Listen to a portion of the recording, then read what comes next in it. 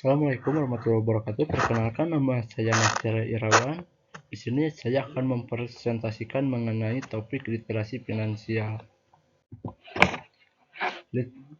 Literasi finansial menurut Kemendikbud merupakan fondasi penting untuk mencegah masalah besar yang menjerat generasi muda seperti dalam kasus pinjol maupun judi online.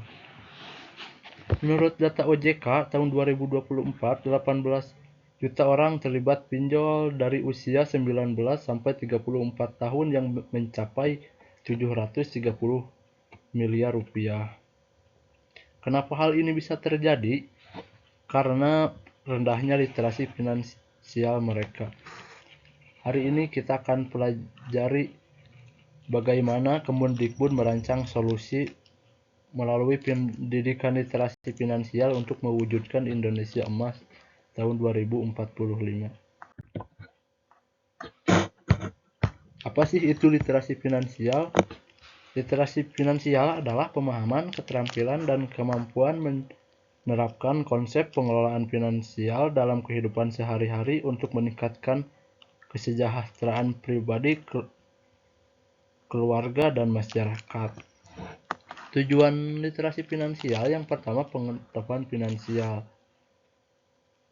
Memahami cara mengelola sumber daya seperti uang, waktu, dan tenaga. Yang selanjutnya yaitu keterampilan finansial. Mampu merencanakan keuangan, menganalisis risiko, dan mengambil keputusan cerdas untuk mencapai kesejahteraan hidup. Yang terakhir yaitu sikap finansial. Berkomitmen terus belajar dan berperilaku sesuai nilai Pancasila dalam mengelola sumber daya yang berkelanjutan. Mengapa literasi finansial itu penting? Yang pertama yaitu terjadi krisis finansial global. Krisis ekonomi global pada tahun 2008 membuka mata dunia akan pentingnya literasi finansial. Banyak orang kehilangan rumah, pekerjaan, dan tabungan karena pengambilan keputusan finansialnya yang buruk. Yang kedua yaitu literasi finansial adalah hak anak. Berdasarkan konvensi PBB, setiap anak berhak mendapatkan pendidikan yang berkualitas, di mana keterampilan hidup esensial harus dimiliki setiap anak untuk dapat membedakan mana kebutuhan dan keinginan maupun bersiap menghadapi tantangan finansial saat ini dan masa depan. Yang terakhir yaitu adalah dasar hukum. Pendidikan literasi finansial menjadi semakin mendesak seiring dengan berlakunya Undang-Undang Nomor 4 Tahun 2023 tentang pengembangan dan penguasaan sektor keuangan yang menekankan penguatan literasi, inklusi, dan perlindungan konsumen sebagai respon terhadap berbagai tantangan keuangan dan sosial di masyarakat. Yang selanjutnya ada prinsip pintar. Yang pertama ada Pancasila, yaitu mendukung terwujudnya profil pelajar Pancasila.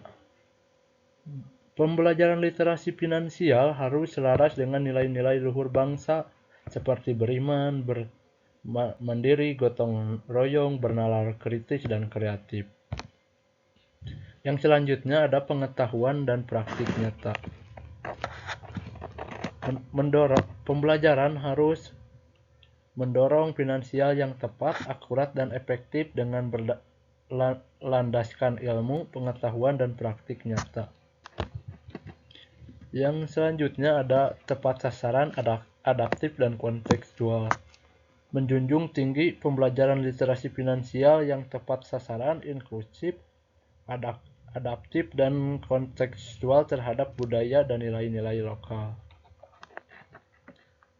Selanjutnya ada rinci dan komprehensif.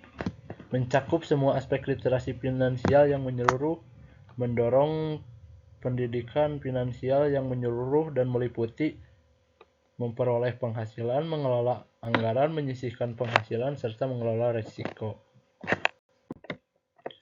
Selanjutnya ada elemen utama literasi finansial. Yang pertama ada memperoleh penghasilan. Program literasi finansial sebaiknya tidak hanya mengajarkan peserta didik untuk membuat dan menjual produk, tetapi juga memberi mereka pemahaman tentang cara menghasilkan keuntungan. Yang kedua yaitu mengelola anggaran pembelajaran dan utang.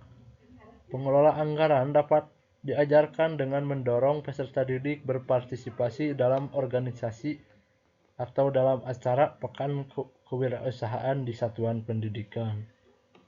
Yang ketiga yaitu menyisihkan penghasilan. Program buku tabungan bertujuan memberi pemahaman pada peserta didik tentang pentingnya menabung dan mengelola keuangan dengan bijak. Yang terakhir yaitu mengelola risiko dan masa darurat. Memberikan pemahaman berbagai risiko finansial dan keadaan darurat yang dapat terjadi dalam kehidupan kapanpun saja. Elemen ini memberikan pengetahuan tentang cara mengelola risiko sesuai dengan kebutuhan dan kemampuan peserta didik. Selanjutnya ada implementasi sesuai dengan Kemendikbud. Yang pertama ada intrakurikuler, mengintegrasikan materi literasi finansial ke dalam capaian mata pelajaran yang relevan. Contohnya dalam mata pelajaran IPS yaitu upaya masyarakat dalam memenuhi kebutuhan melalui kegiatan ekonomi. Yang selanjutnya ada konkurikuler, mengintegrasikan materi literasi finansial dengan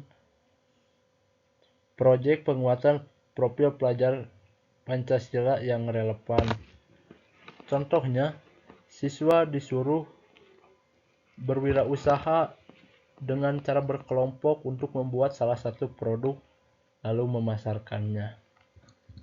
Yang terakhir yaitu ada ekstrakurikuler, mengintegrasikan pendidikan literasi finansial dalam aktivitas yang relevan atau membuka ekstrakurikuler terkait literasi finansial. Contohnya, membuat pertunjukan atau drama teater. Mungkin sekian saja pemaparan dari saya. Dapat disimpulkan dari mengenai topik literasi finansial yaitu literasi finansial bukan sekadar menabung. Ini adalah kemampuan hidup yang perlu dimiliki semua peserta didik. Dengan memahami 4 elemen dan menjelaskan prinsip pintar, kita bisa mewujudkan generasi yang cerdas finansial menuju Indonesia Emas 2045. Mungkin sekian dari saya. Mohon maaf bila masih banyak kekurangan dan kesalahan kata. Wassalamualaikum warahmatullahi wabarakatuh.